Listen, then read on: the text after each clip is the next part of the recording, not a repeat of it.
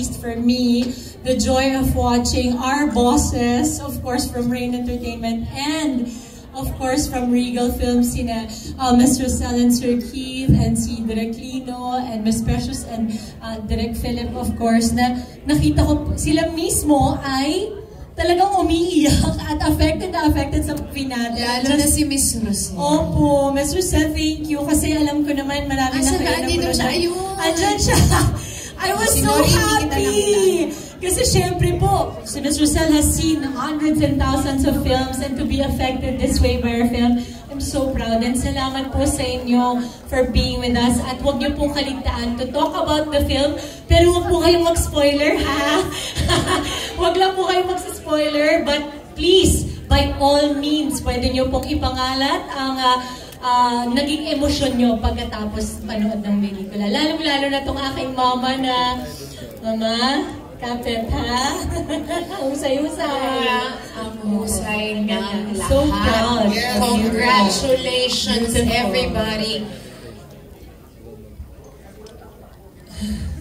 Hindi ako makakawala agad nung nagtapos ang pelikula. Unang-una gusto kong ulit magpasalamat at i-congratulate ang lahat ng bumubuo ng aming pelikulang The Caretakers. Palampakan niyo po lahat. Karamihan sa kanila ay wala dito sa loob ng sinihan na ito.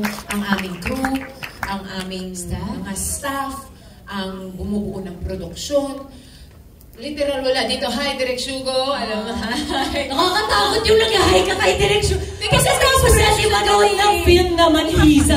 Huwag kang mag-hi doon, mga sinayang nandun. Ayan yung video for me. Kasi mas precious ang kanyang may bahay. Doon ka pala nag-hi. Oo. At ang ating mga producer nga, of course, from Rain and Regal. Maraming salamat. At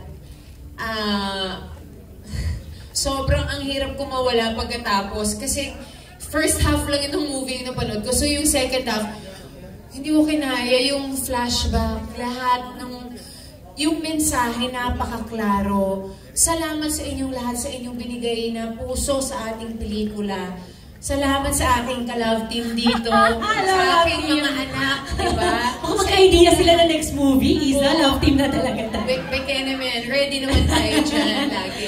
Hindi kasi naniniwala talaga ako na ang isang pelikula, hindi pwedeng isang tao lang nagtatrabaho at ang nagsashine. So, dito, klarong-klaro. It is a film it has a really impactful and really important message. And talagang everybody delivered their job. Did their job well and really put their heart and soul into the film. At ramdam mo siya, hindi lang yung tayo, yung lahat, pati scoring, ilaw.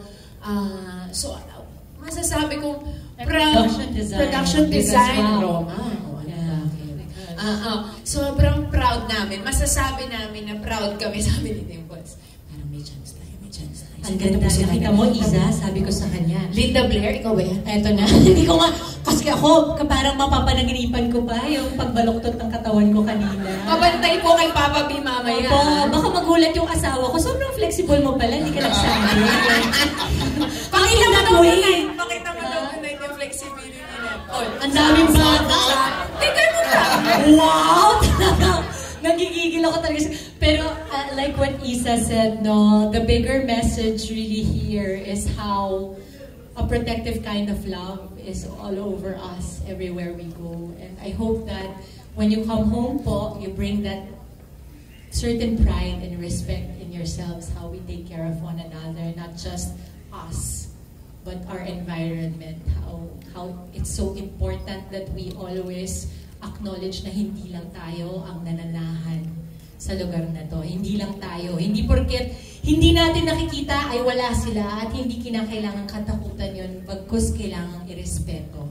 And I think yun yung pinaka-biggest takeaway ko na very proud po kami sa pelikulang ito dahil sa pagkakagawa, kagaya nga po ng sinabi ni Isa, ito ay pelikulang Pilipino. Masasabi na atin ito. Kaya sana ay hindi lang dito sa platapormang ito abutin, kung hindi sa buong mundo, para kahit papano ay nasasabi po natin ang mga kwentong ganito kaimportante sa atin, na sa Pilipinas pala, they honor these kinds of stories. So, thank you. And of course, a special congratulations to Jake and to Inka, because this is both their first movie. Welcome! First of many, for sure. Welcome to the Ano world tawag mo of dun sa, cinema. ano scene ni Inka? Scream Queen, ano? Ayun, toilet. Toilet horror. Di, pero di ba, Banyo Queen! Banyo Queen! Di, kasi parang yung banyong yun. Ako, tapos ikaw, yung mga tinakot doon.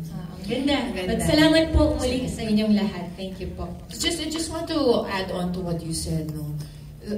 Clearly, the movie is really asking us, tayo ba ay nagmamay-ari ng mundong ito o ng ating possessions, ng ating pamilya, o tayo nga ba ay tagapangalaga lamang nito para sa susunod na henerasyon? At Mother Earth Foundation is here. It's really clear that the message is we are merely caretakers of this earth for the next generation. And what better way for Mother Earth and nature to continue to take care of us and provide for us and nourish us, but for us to really respect and honor it in the best way we can, which is hard to do, especially in today's time. But it's really that we have to be respectful of it, and I think it's really about making better choices for all of us, for our world moving forward. So anyway, thank you so much for that. Speaking of making better choices, since nabanggit na po ni Isa, we want to proudly say on behalf of Rain Entertainment and Regal Films, this is actually a movie that was shot with zero waste. Zero waste set! Zero waste set. That's So, right. So, hindi The lang first. yan pinakita. The first, diba? Oo, hindi lang pinakita sa pelikula ito. Magsabi ng the first. Oo, kung hindi po isinabuhay din. So, Lino? Tama ba? Direct Lino? Paso? Miss Phil? Yes. Oo. Correct. Correct. Sorry. Yes! Ayun sila! Sorry. Charm also is here. To Mimi and Madge and everybody. Thank you. Be a part of this movie. Hindi lang yung movie ang nakakaiyak, but just being a part of it, from filming to promoting and then to being here at the premiere. It's just an incredible experience. I didn't know what to expect. Siyempre, kinakabahan ako, especially in September when we're filming. But now I see just how amazing it is just to be around people that are teaching me so much, watching them, what they do. I have so much to learn, and I'm so grateful that they allowed me to be a part of this amazing project. So I'm just very grateful for that. Thank you. Same. Ay, naku, sinasabot tayo si Ika. Maganda kasi boses.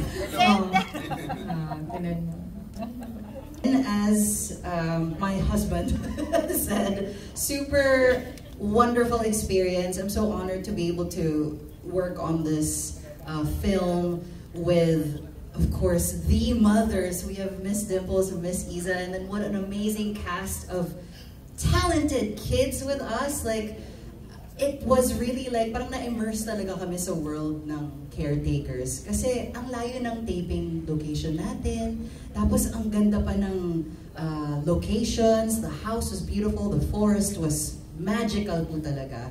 So, you were really, parang, if you were pulled into the movie, we were living it while we were filming. Ang ganda talaga. What an experience. I'm so proud to be a part of it. Proud and lucky. Yeah. Ano bang, paano kayo parang tinimpla dito? Actually, yung experience ko po, medyo nakakatakot din po para sa second horror movie na nagawa ko po. Second. So, take note. Emphasis. Ano yung una, anak? Ano po, Kampon. Kampon. Okay. Pero po, medyo takot din po talaga ako sa set. Pero with the help of the directors and my co-actors, nagawa ko din po through the movie. And di na po takot. And excited na po ako na makita yung movie. Pag 13 ka na. Pag 13 ka na, anak. I love you na. Ilan taong ka na, anak? 8. Oh, pati ka na! 5 years! Kuya, bilis yun ah! Palakpakan naman natin. Wow! And po, actually yung role ko po dito, yun po probably the most challenging role po na nagawa ko po. Kasi po, malayo po siya sa ginagawa ko po always. Kasi yung last horror movie ko din po, takot po ako din eh. Ngayon po ako naman yung nakakatakot. Kaya, ayun, na-challenge po ako. Pero, for me kasi mas gusto ko po pag na-challenge po ako. Kasi, mas na-expert ko po yung pag-acting ko po. And, ayun po, with the help, sabi po ni Erin, with the help po ng mga director, ni Miss Dimple, sa mga cast po namin.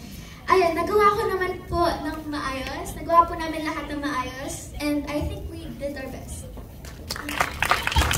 Congrats, kids. Marami bang magtatanong?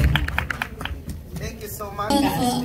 I'm really thankful to be a part of this project since last year po, I remember telling my family na gusto ko po magkaroon ng movie. And then, nagkaroon po ng audition for a movie. And then, nag-audition ako, and then nakuha ako, and then I was so happy to be a part of an amazing movie and to work with such kind people and genuine people, especially working with Miss Iza and Miss Dimples po.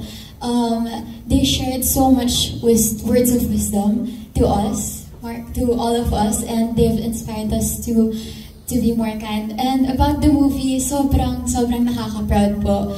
I think my personal take as Ali, ang lesson po na natutunan ko doon is to not hold a grudge.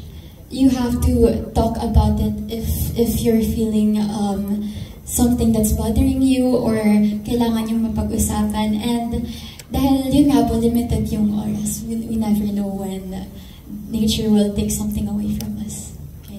Thank you.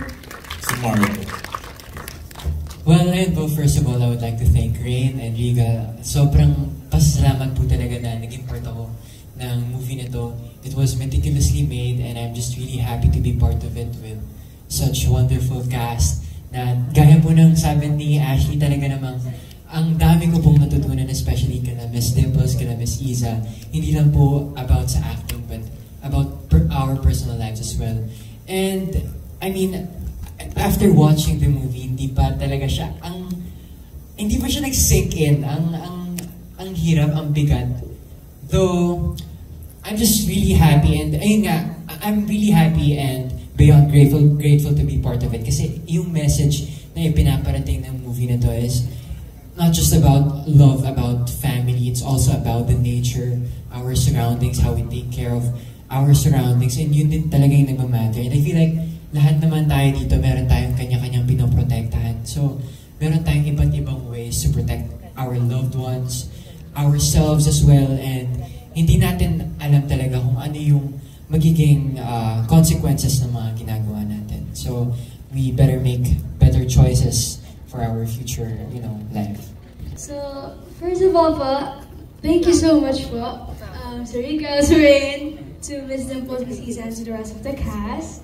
My experience po, wala pong day na nag-pass pa na shooting namin na hindi po kami tinuruan, na nagkwentuhan nila Ms. Iza, Ms. Dimples, tinuruan po nila kami so much words of wisdom, just like what Ashley said.